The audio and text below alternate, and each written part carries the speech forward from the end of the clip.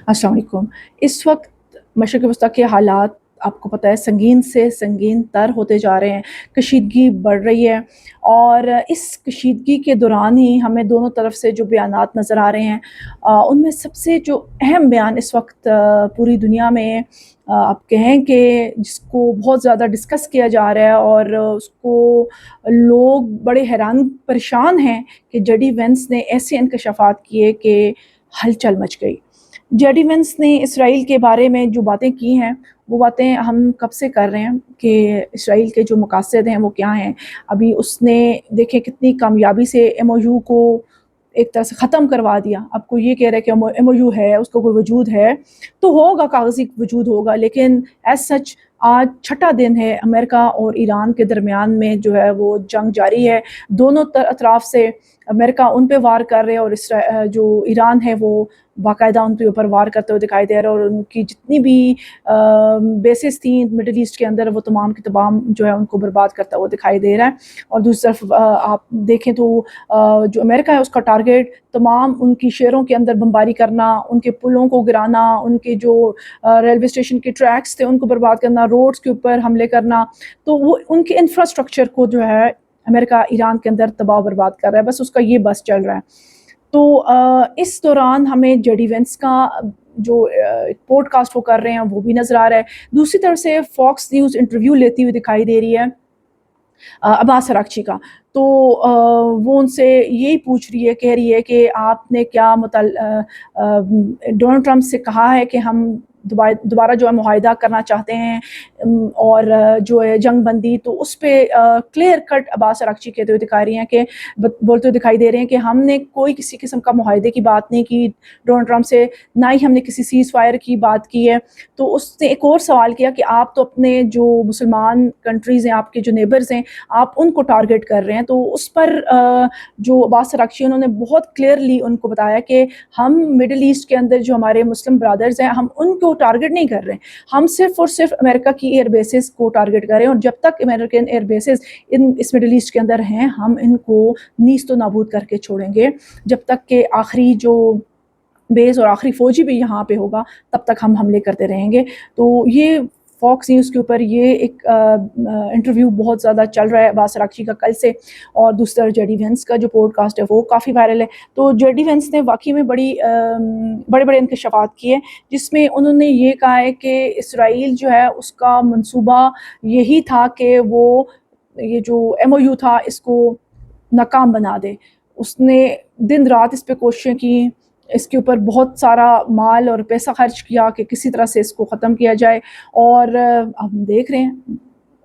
कामयाब हो गया। अब ये कोई आम बंदा ये बात नहीं कर रहा है, ये जेडी वेंस जो कि अमेरिका का नायब सदर बात कर रहा है। ये कोई आम हम कहें कि नहीं है कि कोई भी बात करे, और ना ही डोनाल्ड ट्रंप बात कर रहे हैं क्योंकि डोनाल्ड ट्रंप के बयान तो बदलते रहते हैं। लेकिन जेडी वेंस ने अपने पॉडकास्ट में कहा कि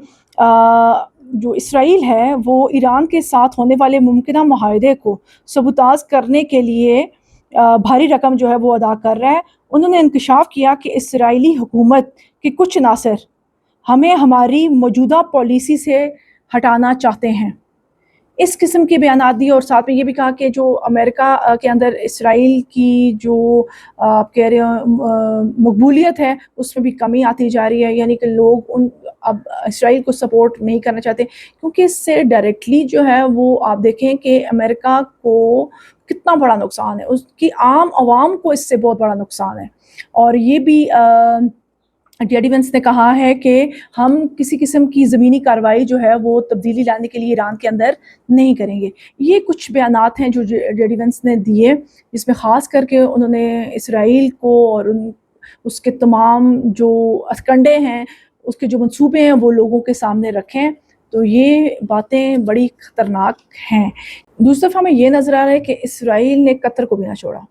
दरअसल में ये तमाम खलीजी ममालिक की ये इसराइल और अमेरिका के साथ काफ़ी दोस्ती है, तो अब ये इन अपने दोस्तों के ऊपर इल्ज़ामात लगाते हुए नज़र आ रहा है। दूसरा ये भी मैं आपको बताऊँ कि हम जानते हैं कि कतर जो है वो एक सालसी का रोल प्ले कर रहा है, अमेरिका और ईरान के दौरान कर रहा था और अभी तो खैर हालात ही तब्दील हो गया, अब हम ये नहीं कह रहे कि कर रहा होगा। तो उस चीज़ को लेकर क्योंकि असल जो मकसद था इसराइल का वो اس جو MOU ہے اس کو ختم کرنا، تو وہ اپنے اس منصوبے میں تو کامیاب ہو گیا۔ تو اب سنیں ذرا قطر کے بارے میں، اس نے یہ کہا ہے کہ قطر ایران کے اندر جو فوجی کارروائیوں ان میں حصہ لینا چاہ رہا ہے یا فوجی کارروائیاں کرنا چاہ رہا ہے، تو اس پر جیسے قطر کے اوپر یہ الزام لگا تو قطر نے اس کے خلاف جو ہے وہ بیان دیا، اس کی تردید کی۔ تو قطر نے ایران کے خلاف فوجی کارروائیوں میں شمولیت کی اسرائیلی رپورٹس مسترد کر دیں۔ مشرق وسطیٰ کی حالیہ کشیدگی کے دوران قطر نے ایران کے خلاف کسی بھی قسم کی مہم جوئی کا حصہ بننے کی افواہوں کی سختی سے تردید کی ہے۔ یہ الجزیرہ کے نمائندہ ہیں زین سروی، انہوں نے ایک رپورٹ بنائی اور اس میں انہوں نے کہا ہے کہ قطر نے اسرائیل میڈیا کی ان رپورٹس کو مسترد کر دیا کہ دوحہ قطر ایران کے خلاف فوجی کارروائیوں میں حصہ لینے پر آمادگی ظاہر کر رہا ہے، کہ یہ الزام لگایا گیا قطر پہ۔ اگر قطر نے یہ بات نہیں کی تو پھر تو یہ قطر پر الزام ہے۔ قطری حکام کا کہنا ہے کہ اسرائیلی میڈیا کا یہ دعویٰ سراسر جھوٹا اور من گھڑت ہے۔ قطر نے واضح کیا کہ ان الزامات کا مقصد خطے میں جاری کشیدگی کو کم کرنے کے لیے قطر کے بطور علاقائی ثالثی کلیدی کردار کو سبوتاژ کرنا ہے اور اسے نقصان پہنچانا ہے، کیونکہ ہم جانتے ہیں کہ قطر جو ہے وہ حال ہی میں ایک اس نے ثالثی کا رول ادا کیا تھا ایران کے درمیان میں، جیسے پاکستان نے اور ادھر سے قطر نے امریکہ اور ایران کے دوران، جو کہ ناکامی ہوگی کیونکہ دوبارہ سے وہ جنگ جو ہے چھڑ گئی اور پہلے سے بھی زیادہ آپ کہیں کہ حالات ہمیں سنگین نظر آ رہے ہیں اور یہ تمام سچویشن بھی نظر آ رہی ہے۔ دیکھیں قطر کے اوپر اسرائیل کے الزامات، پھر قطر کا بیان اسرائیل کے اگینسٹ، دوسری طرف سے جے ڈی وینس کے پیغامات سے، ان کے بیانات سے یہ نظر آ رہا ہے کہ وہ بھی یہی کہہ رہے ہیں کہ اسرائیل تمام گیم خراب کرتا ہوا نظر آ رہا ہے، یہ تمام کشیدگی کا باعث، اس تمام MOU کو توڑنا، یہ سب کچھ جو ہے وہ صرف اور صرف ایک ہی ہے جو کر رہا ہے اور وہ ہے اسرائیل۔ تو ان تمام صورتحال سے اندازہ لگایا جا سکتا ہے کہ اس وقت اسرائیل جو ہے اس نے مکمل طور پہ ڈونلڈ ٹرمپ کو استعمال کر کے، کیونکہ اب دیکھیں استعمال کر کے جو جنگ شروع کی ہوئی ہے، اب کوئی بھی اسرائیل کا نام نہیں لے رہا کہ اسرائیل کی جنگ ہے۔ یہ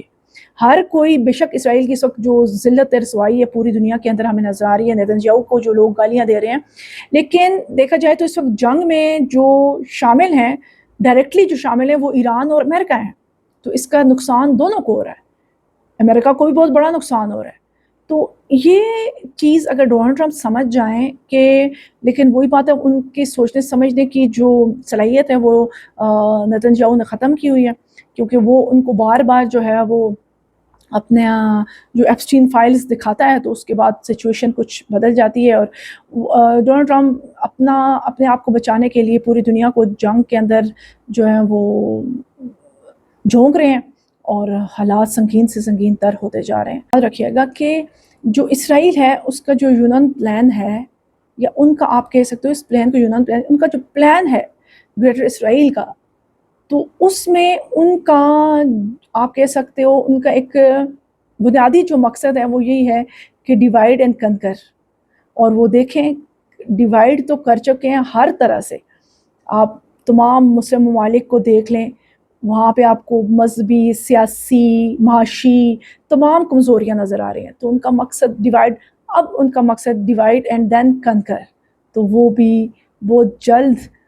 بلکہ نظر بھی آ رہا ہے، اور جو کچھ رہ گیا ہے وہ بھی بہت جلد دنیا کے سامنے آ جائے گا، اگر مسلمانوں کی آنکھیں نہ کھلی تو۔ شرط ہے کہ اگر نہ کھلی تو، اگر مسلمانوں کی آنکھیں کھل گئی تو اسرائیل کا تمام منصوبہ دھرا کا دھرا رہ جائے گا۔ اور آپ دیکھ لیں کہ نہ صرف اسرائیل وہاں پہ ایران اور امریکہ کو آپس میں لڑوا رہا ہے، ادھر سے افغانستان کو، انڈیا کو، پاکستان کے ساتھ جو ہے جنگ میں ڈالا ہوا ہے، مطلب ہر طرف سے جو ہے اس نے دنیا کو گھیرا ہوا ہے، کیونکہ اس کو سب سے بڑا خطرہ پاکستان سے ہے، تو پاکستان کے اوپر اس نے انڈیا کو، اور ادھر سے افغانستان جو کہ ہمارا مسلمان بھائی تھا، ہمیں نہیں یقین تھا کہ وہ اسرائیل کا بھائی نکلے گا، تو اس کو ان کے خلاف جو ہے کھڑا کیا ہوا ہے۔ اللہ تعالیٰ خیر کرے، لیکن کچھ خیر کی جو ہے نا خبریں ہمیں نظر نہیں آ رہی۔